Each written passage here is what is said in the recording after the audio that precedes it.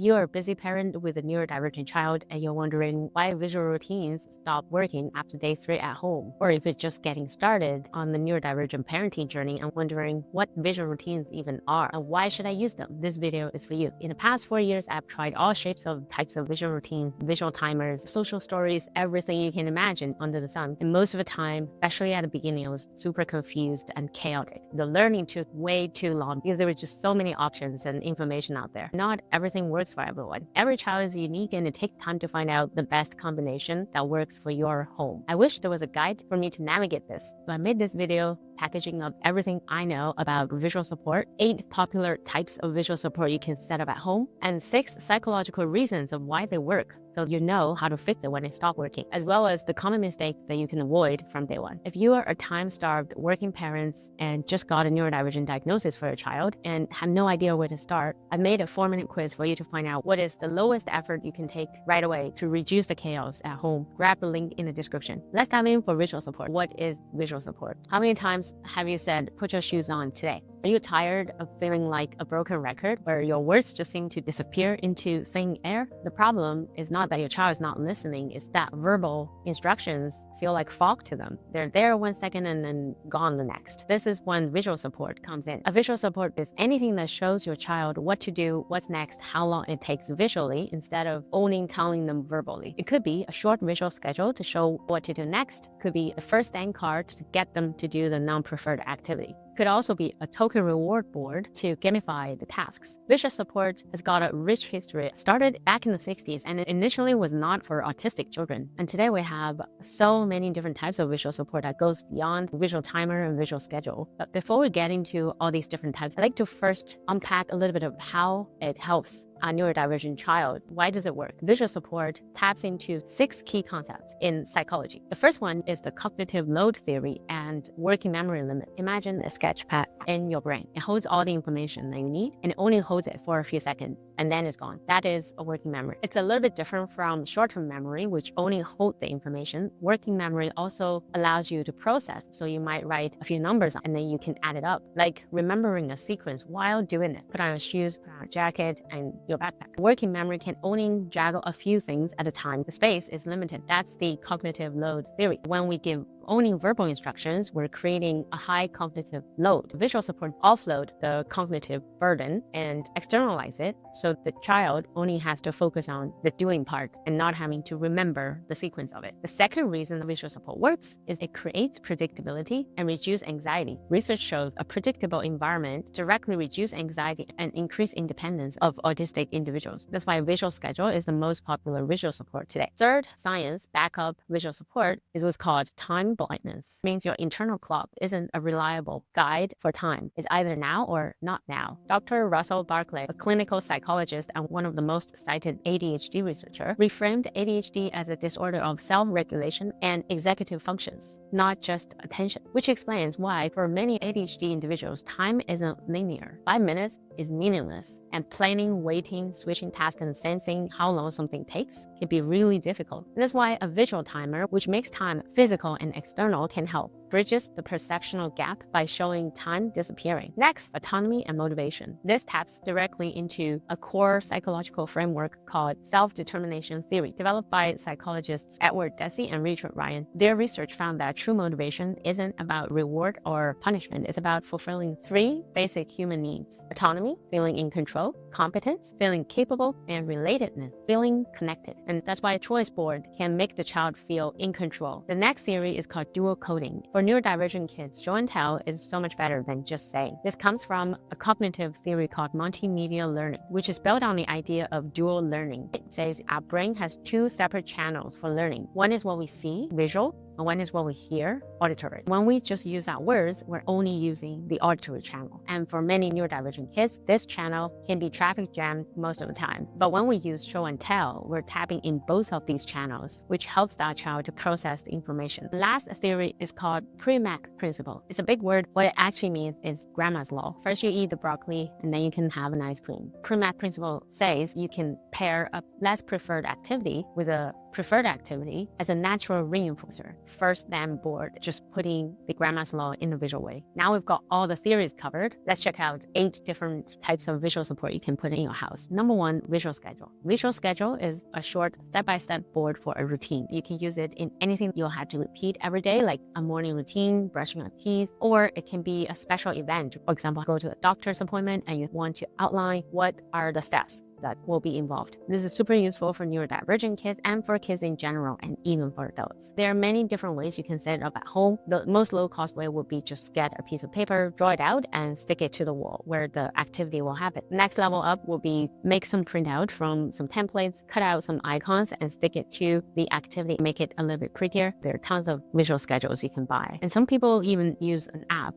easy to carry around and edit. There's no wrong way to do it. The key is not about how you do it, it's about whether we can follow through it in the way that we deliver. Here are a few things to make visual boards successful. Start with short, simple schedule. 3-4 steps, not too many. Use one board for one routine and make it that simple. And number 2, match the level and age. If you have a toddler, it's better to use more drawings and icons, but if you have a teenager, there's really no need. And then for the placement, make sure it's at the child's eye level and it's near the action. If it's brushing teeth, put it next to the washroom mirror. Common mistakes. Number 1, it becomes a wall art. We can't just set it up and expect it to work. We have to model it, teach our kids to use it a few times, and then gradually take ourselves away from that process so your child can follow the schedule themselves. The second common mistake is talk too much. Remember the cognitive load theory. The visual schedule is to externalize the cognitive load. We have to simplify what we say and say only a few words so it doesn't cause the overload. The next common mistake is inconsistency in adults. One day is used, another day is not used, and adults can use it in different fashions. Once the kids learn they can just ignore it, it will be immediately stop working. So make sure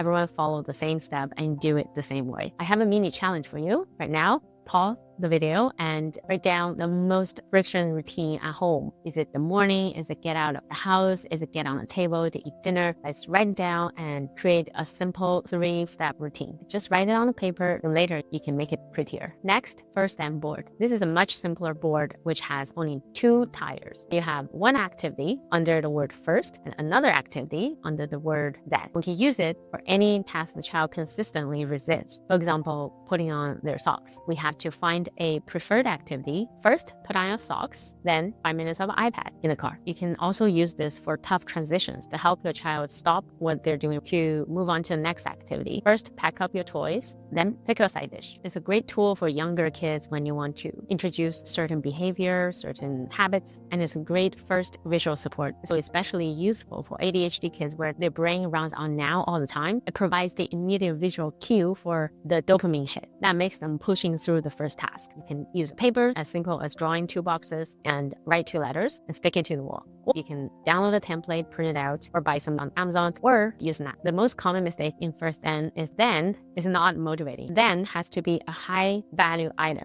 It can be another task. It cannot be a 2-step visual schedule, like first shoes, then get in the car. That's not motivating at all. The second common mistake is then is not immediate. The reward cannot be something that they have to wait. For example, it cannot be first take away your iPad, then ice cream after dinner. It has to happen within seconds so that the connection doesn't get lost. Next common mistake is first is too big or vague. For example, first clean up your room, then iPad. Clean up your room is a big task. Instead, we can say first put away these toys in this box and then iPad for 5 minutes. Another common mistake is too much talking. We don't want to nudge them to the then or come on, you like the ice cream, so let's just clean up our toys. We need to let the board talk themselves. We almost show it as if this is what the board says. It's not me saying it, it's the board. We don't need to convince them. Simply say the first and then give them some time to process it. If you're feeling overwhelmed with all the things you're taking on as a full-time working parent and learning all these things and try to set up everything nicely, but still not seeing anything working, I have created a quick quiz for you to find out what is the missing piece that's causing all the chaos. Grab the link in the description. Next is also a very popular visual support called the choice board. Choice board is a simple visual tool to present a few pre-approved options. It's a way to make your child feel in control, get a sense of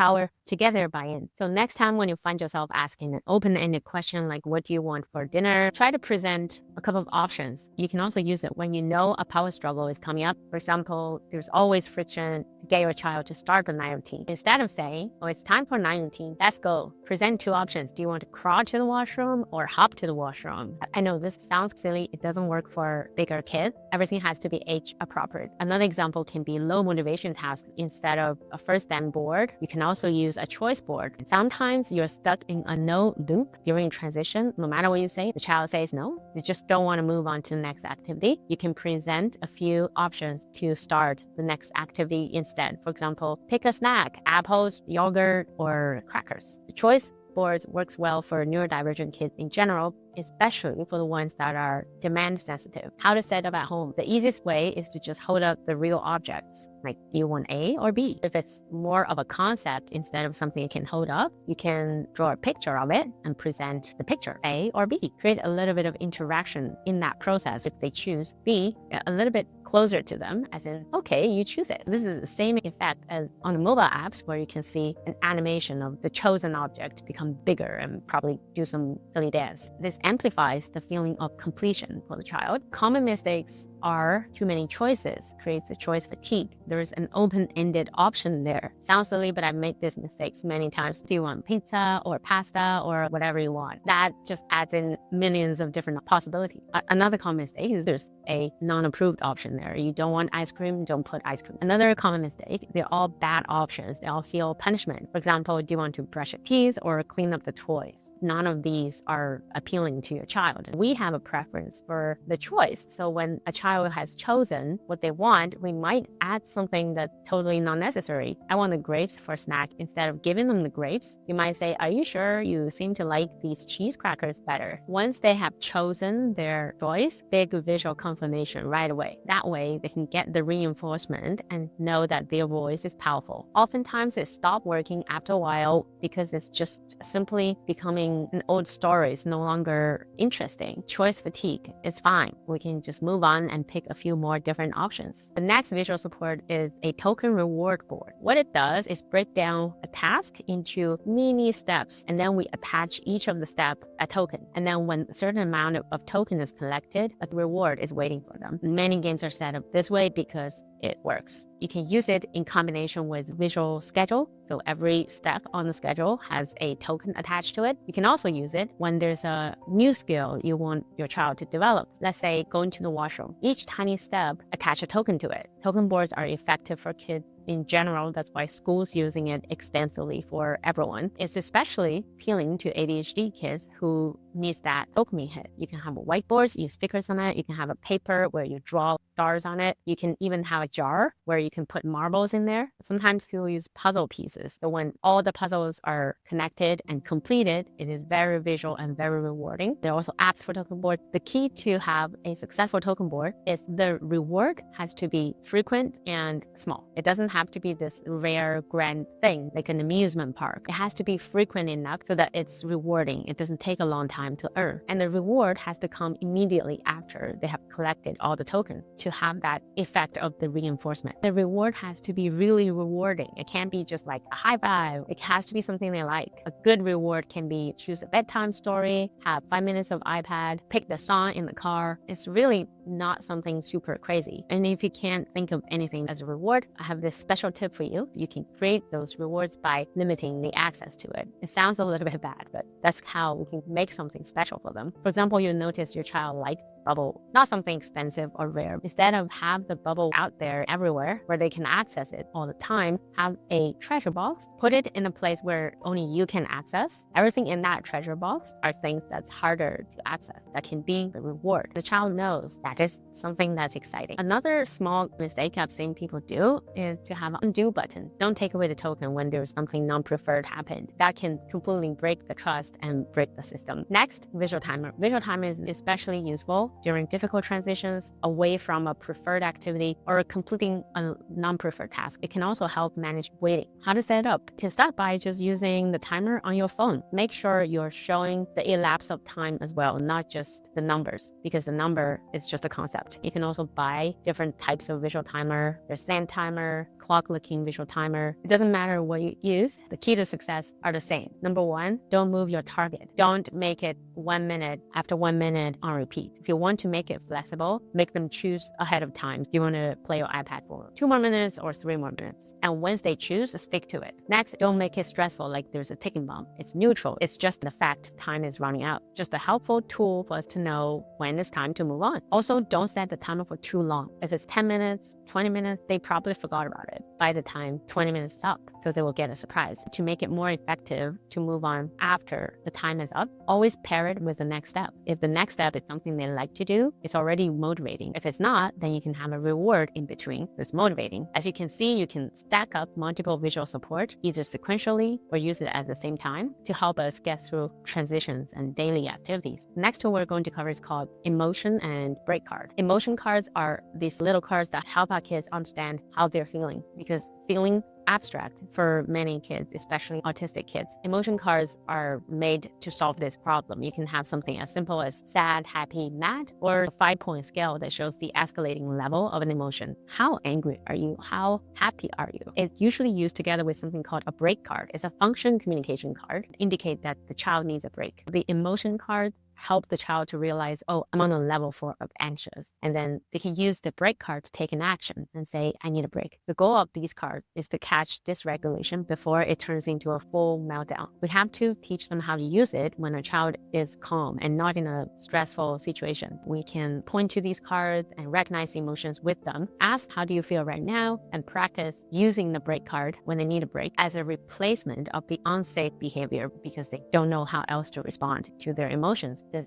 many of the neurodivergent kids, when they're overwhelmed, they kick, they hit, they scream, they run away, which is all totally normal. We just need to give them a replacement, especially in school when there's sensory overload all throughout the day. It's also super useful for nonverbal autistic kids or situationally muted kids. They can just show the card. These cards are super easy to make. You can download these emotion cards, print them out. There are many of them on the internet. You can laminate it and then stick them together, or you can just buy some. As long as the child can carry it around, familiar with it, and use it. The common mistake is forget about it until you actually have to use it. It takes quite a bit of upfront practice for the child to learn to use the card, recognizing their emotion, or to show the card instead of having the breakdown. When you notice the child may be a little stressed, you can ask them to check out the emotion cards and identify themselves. What emotions are you having right now? How much are you feeling that emotion? Gradually, they will learn to do that themselves. And the next common mistake is when they ask for a break, we don't honor it. We have to honor it right away. That's the only way for them to know that this break card works and it's safe for them to ask for it. You can pair it with something specific. It can be a little sensory corner at home. So when they say they need a break, they go to that corner. Or even at school, if school can help you set up a little area for your child. It's also good to pair it with a visual timer so it won't become a struggle later to try to get the child back to the original activity. I really love this visual support because it teaches the child recognize how they feel, what they need, and advocate for themselves. It's a lifelong skill. Next, let's talk about social stories. A social story is a short, descriptive narrative that explains a specific social situation, a concept, or a skill. Written from the child's perspective, think about it as the POV type of videos, but for kids with a very specific purpose. Different from the other tools that organize time and options, social stories organizes social information, which can be super challenging for our neurodivergent child, especially the autistic kid. It makes all the unspoken social rules, cues, perspective of others, and expectation visible and concrete. This is another visual tool that we have to use before the situation occurs. Whenever there's a first time of doing something, for example, going to the dentist office, it can be scary because the child doesn't know what to expect. You can write one of these social stories and go to the story with them many times before the dentist appointment so the child knows what actually is going to happen. You can also use it to teach social skills like how to make friends, how to say no. You can also use it to explain why, like why I need to use a quiet voice in the library, why mom has to go to work. You can write the story yourself, or you can use some template. Just fill in the name of your child. I have an example in the description. Pick one goal and gather some facts like who is going to be there, what they're going to do, and write short, concrete pages. Use first person, positive, present, or future tense. To have more buy-in from the child, it should be a mix of descriptive and directive sentences. If it's all directive sentences, I feel like a book of rules. For example, one page says, at dentist, I sit in a special chair with a picture of the chair and the child sitting on it. The next page, you can have a perspective sentence, like the dentist checked my teeth to see if it's healthy. And then you can add an affirmative sentence. It's okay to feel nervous. I can take a break if I need, or I can squish my fidget toy. And it's good to use real pictures, real names if you can. You can create a social story right now. Is there any first that's coming up? Is there any social situation you want to explain to your child? Write down the sentences first, and then you can make it into a tiny book. The last visual support is environmental cues. It's a built-in passive form. It can be super simple, but sometimes it's the highest ROI tools. You can build it once and forget about it. It will just quietly work in the background, support everything else that you have. It especially work for older kids who are already tired and hate the charts. Tiny environment cues can be subtle and still work. Environment cues can come in many different ways. It can be as simple as a visual bin. We can put a picture of what should be inside of the bin, or color coding, assign a color for a category or certain person's belongings. Another example is outlines or placement. If you want your child to put their belongings in certain places after they get home, you can put a simple mat next to the door and draw a square on it. That's where they should put it back. Common mistakes are too much visual clutter. Instead of information, it just becomes noise, or labels are not obvious enough. They are hidden or they're tiny. You don't really see them. And also inconsistency. Like any of these visual tools, everyone in the house has to follow the same rule and use it the same way. If they know they can ignore it once, they will ignore it forever. Congratulations on being so determined. Now we have gone through all 8 types of visual support. You're such an amazing parent. You probably have noticed there's so many ways to make these tools, and there are tons of these tools you can buy and get it on the same day, but the job doesn't end after you stick the tool on the wall. In many cases, this tool stops working after the first few days when the novelty fades. The key is the implementation, not the tool itself. There are 5 keys to the implementation. I call it SMART. S for simple. The tool has to be super clear and focused. M for modeled. We have to model how to use it and not expecting it to work like magic out of the gate. A for age appropriate. We use an icon, a picture, or just word. How it looks like it needs to be age appropriate so our kids are more engaged. R for reliable. We have to make it 100% consistent. If we ignore it once, then it will be ignored forever. T for talk less. When the visual is presented, let the tool do the talking. Stop the nagging, no power stroke. If the tool is not working for you, maybe one of the SMART is not quite there yet. Don't give up on the tool. Make one small tweak on the implementation and try again. You're probably thinking, I have a full-time job. I'm so exhausted. I literally have no time to try all of these things. I get it. That was me too. The busyness that you feel is not just on your calendar, it's also in your mental capacity. Getting one of this to work is going to save you 30 minutes of past struggle, and it's going to free up a lot of your mental capacity. So it's worth it. You don't have to get everything set up all at once. Take a look at what's the biggest struggle right now and tackle that. If your problem is task initiation, start with first and board. If power struggle is the biggest pain right now, start with choice board. If there's a new situation like school or family change, start with social story. Try the small quiz in description to help you figure out which aspect is the biggest pain right now, so you can just focus on that one thing and take your time and energy back. Start small, be consistent, and to get back more capacity on yourself first, and then you can gradually add more. I truly hope this video saves you time and provides some clarity. Let me know in the comment which ones you have tried, if there are any challenges you're facing. As always, thank you so much for watching. I appreciate you. See you in the next one.